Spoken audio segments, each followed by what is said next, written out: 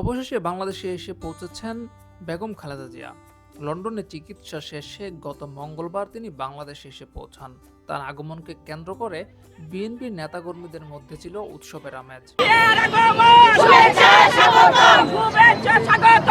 Begum Khaleda Zia London থেকে তার নিজ বাসভবন ফিরোজায় আসার পূর্ব পর্যন্ত এই মাঝখানের সময়টাতে কি করেছেন, পুরো সময়টা দেখা যাক এক নজরে।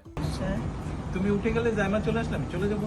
লন্ডন বিমানবন্দরে বেগম খালেদা জিয়াকে বিদায় জানাতে আসেন তার পুত্র তারেক রহমান।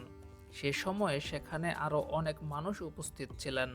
বেগম খালেদা জিয়ার সফর সঙ্গী হিসেবে তারেক রহমানের স্ত্রী জোবাইদা রহমান আসেন বাংলাদেশে।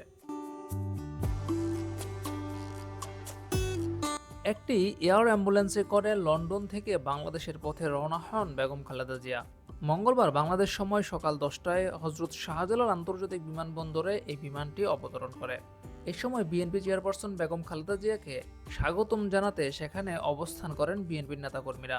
সেই সঙ্গে খালেদা জিয়াকে দেখার জন্য এবং তাকে স্বাগতম জানানোর জন্য পুরো দেশের বিভিন্ন নেতাকর্মীরা অবস্থান নেয় ঢাকাতে। বিমানবন্দর থেকে খালেদা জিয়ার বাসভবন পর্যন্ত পুরো জায়গাটা ছিল লোকে লোকারণ্য। বিমানবন্দরে বেগম খালেদা জিয়াকে দেখার জন্য প্রচুর মানুষ ভিড় করে। একইভাবে ভিড় ছিল তার বাসভবন ফিরোজার সামনেও। সেখানে সকাল থেকে অবস্থান করেন বিভিন্ন নেতাকর্মীরা, স্লোগান দিতে থাকেন পুরোটা সময় জুড়ে। দুপুরের দিকে বেগম খালেদা জিয়ার গাড়ি এসে পৌঁছায় তার বাসভবন ফিরোজায়।